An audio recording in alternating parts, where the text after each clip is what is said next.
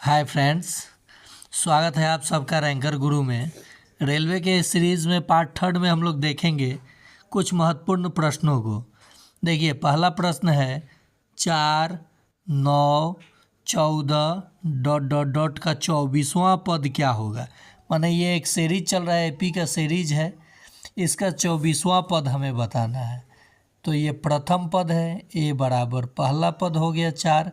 अंतर समान है ना सभी संख्याओं में, तो सार्व अंतर हो गया, यानी डी हो गया आपका 9 में से 4 घटेगा 5। हमें 23वां 24वां पद बताना है, तो T24 हो जाएगा A प्लस 23D।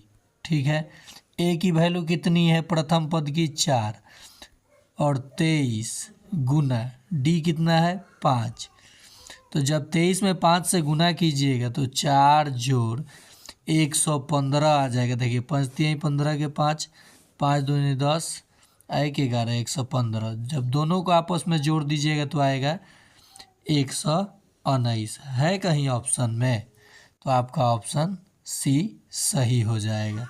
चलिए नेक्स्ट प्रश्न को देखते हैं।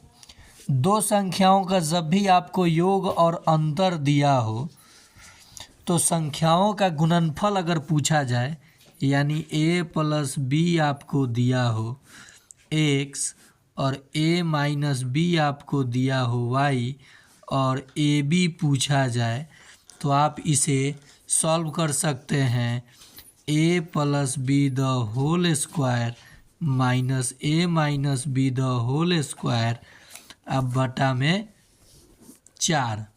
मतलब कि ये X square minus Y square अब बटा 4 आप कर सकते हैं। तो आइए देखिए, योगफल कितना है 22 का स्क्वायर और माइनस 14 का स्क्वायर अब बटा में 4। ठीक है दोस्तों, चलिए अब इसे भी सॉल्व करने के लिए मैं आपको लॉजिक बताऊंगा, ट्रिक बताऊंगा। देखिए कितना आसानी से यहाँ एक आइडेंटिटी का हम लोग यूज़ कर लेंगे।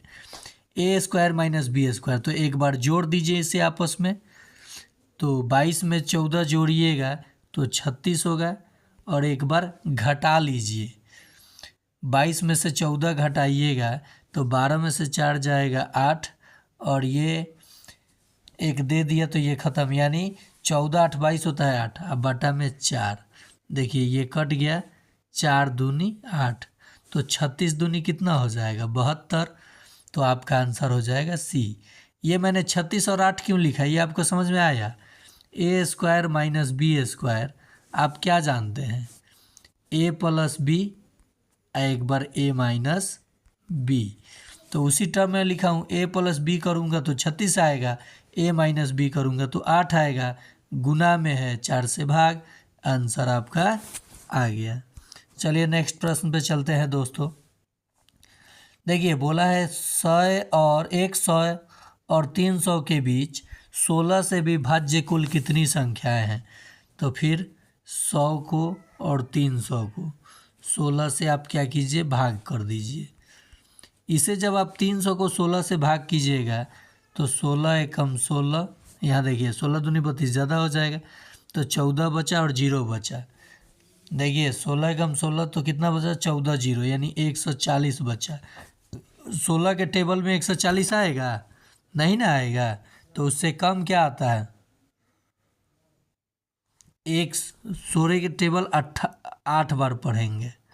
ठीक है, आप देखिए 16 नवा 144 हो जाता, ज़्यादा हो जाता ना, तो 8 बार जाएगा, हमें शेषफल से कोई मतलब नहीं है।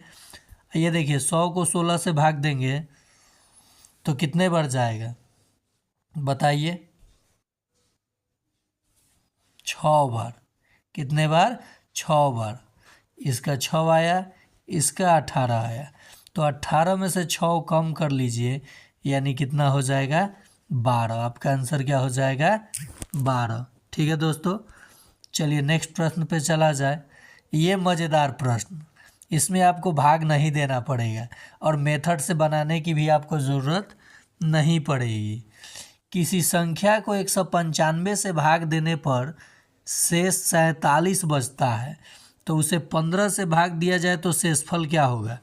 तो 195 15 से पूर्णतः विभाजित है ना। 15 एकम 15, 4 5 15 तिया 45 पूर्णतः विभाजित है। तो हम लोग अब इसको समीकरण बना के हल नहीं करेंगे। ये 195 15 से पूर्णतः विभाजित है, तो 47 को 15 से भाग दे देंगे। 15 तिया 45, कितना शेष बच गया 3। शेषफल क्या रहेगा 3। आ गया ना समझ में। तो ऐसे ही अगर आप ट्रिक और मेथड समझना चाहते हैं और रेलवे में अपना सिलेक्शन पाना चाहते हैं तो ज्वाइन कर जाइए रैंकर गुरु को, अपने राहुल सर को।